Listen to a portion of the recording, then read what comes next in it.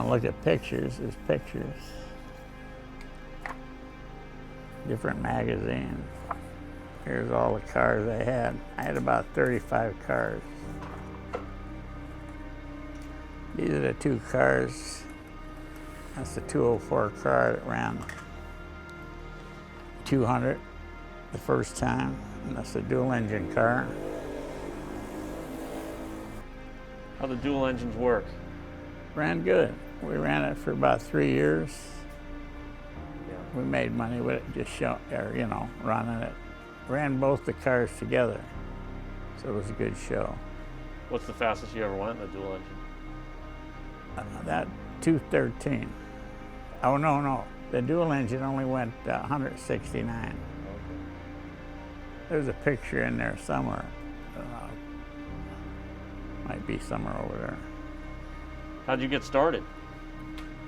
Come out of the service, decided I want to race. Back in '51, I start racing. What'd you start with? This car right here, 36 Ford. Oh, wow. I still got that. Really? Yeah. Incredible.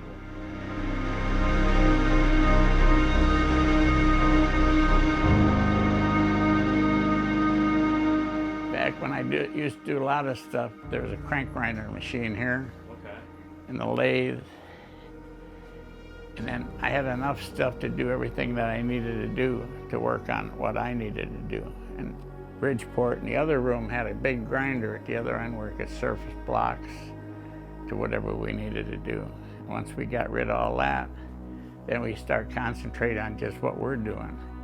These are all valves, and valves over here, there's used valves, so you can see what you go through to rebuild a head.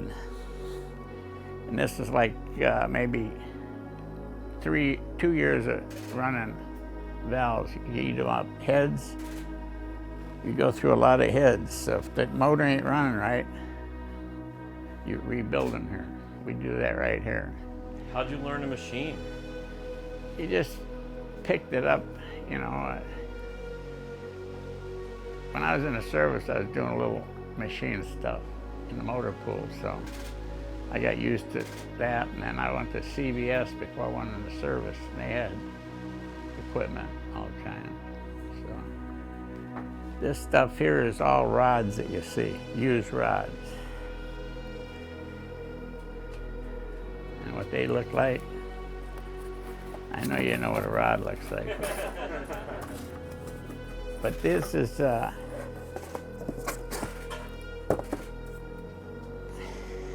once they get out around, we can recondition them to a certain point, and all that stuff is, a couple of the boxes are empty, but that's what we do. Rebuild them, we'll rebuild them here.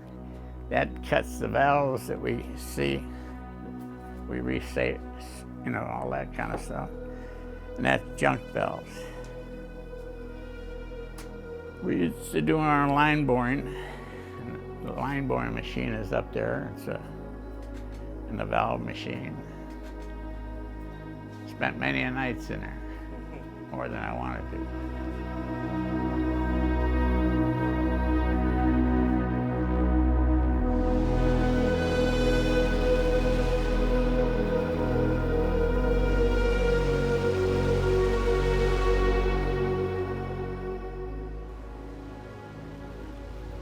What's the craziest race car you've ever driven?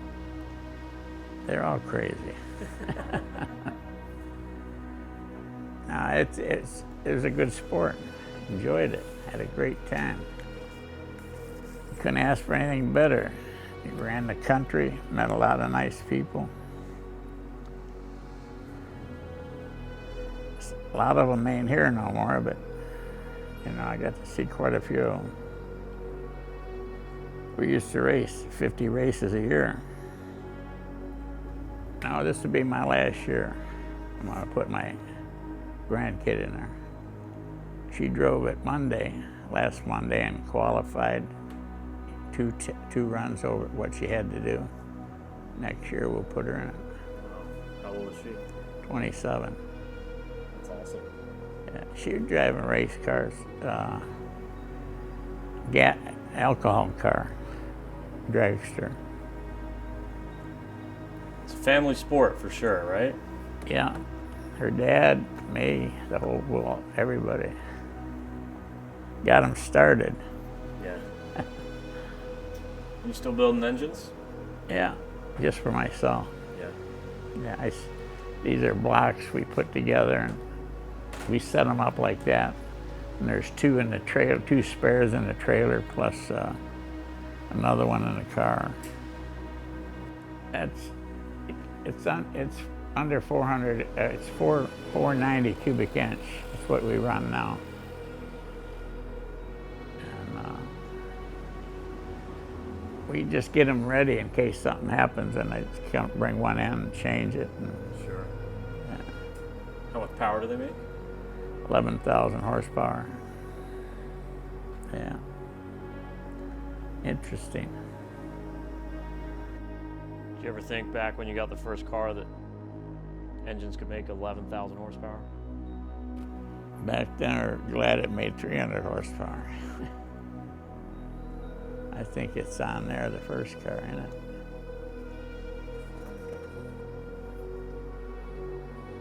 Yeah, right here.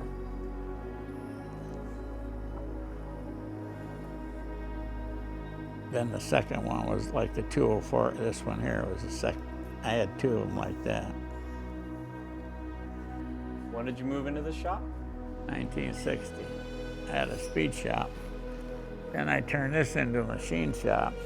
I was doing all kinds of motors. And about 15 years, 20 years ago, I quit. Just concentrate on racing. About it. And you get a lot of stock, you know. All them boxes are pistons and rods. On the other side, it's everything you need for gearboxes and just loads of all them boxes over there are spark plugs. When we were young, we built everything ourselves, headers, built chassis, everything. As you get older, you just eliminate a lot of stuff. Yeah, just get rid of it. Yeah.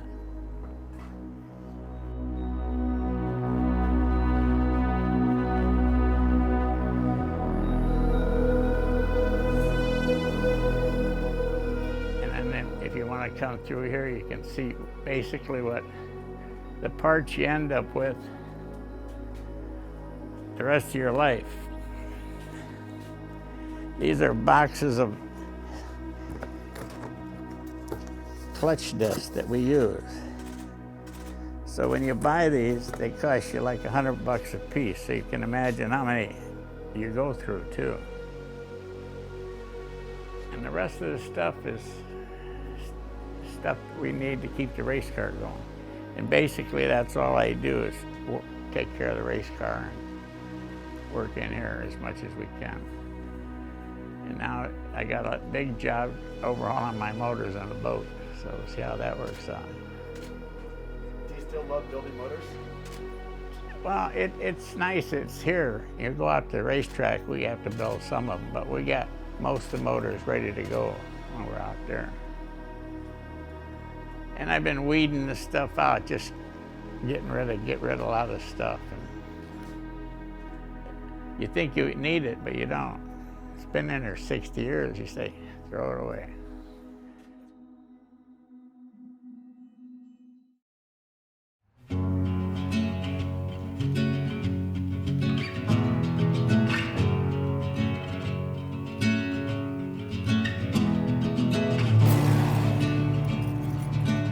Bought that trailer in '86 in Texas. But it's been with me. And that's one reason I keep racing. If you don't have a truck and trailer, this goes down the highway easier, taxes and everything.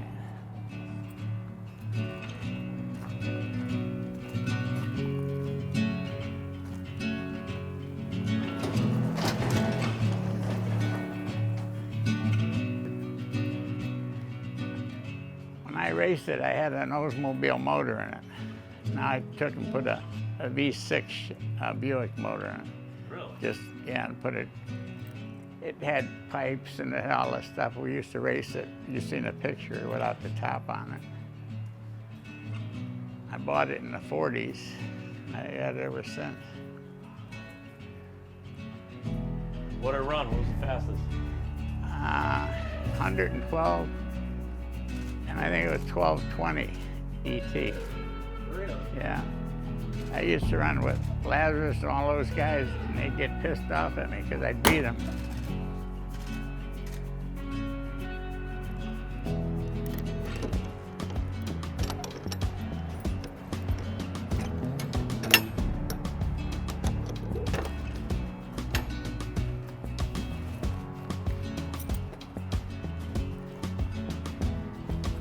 Is it 2 transmissions? No, one. 1 transmission? I made a gearbox that has a gear in the middle. And what happens, the center gear, I have it where both motors run the same. All the other cars that were dual engine, they buckled up the flywheels to each other. So one rotor would run backwards, the other one run forward. But I wanted this to run, both motors run the same way.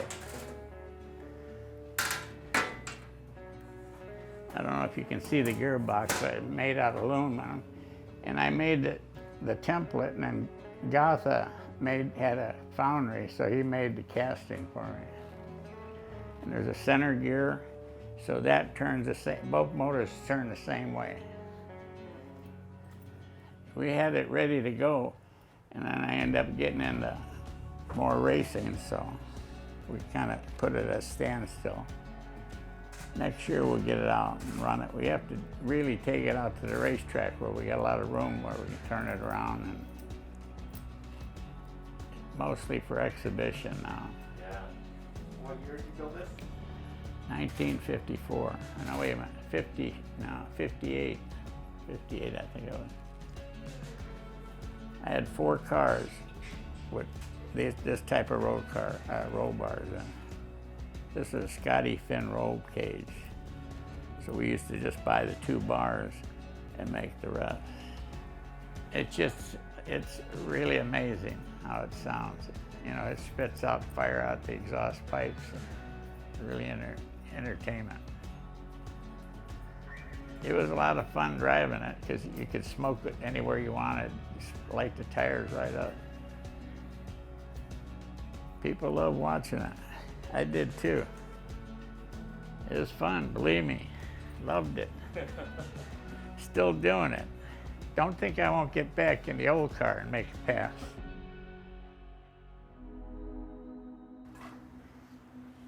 What advice would you give to someone just getting into this industry? Today it's hard to get started because it takes so much money to build one of these cars. You know, there you got $250,000 in one by the time you go from wheel to wheel and everything in it. And a lot of people go ahead and buy a used one, and say somebody goes out of business, he might sell his truck, trailer, and everything for $250,000, which would be the way to do it. And then if you're young, you start out with the smaller dragsters and you work your way up, whatever you want to do. A lot of people got money, and it's a good sport, but we don't know what's going to happen next year.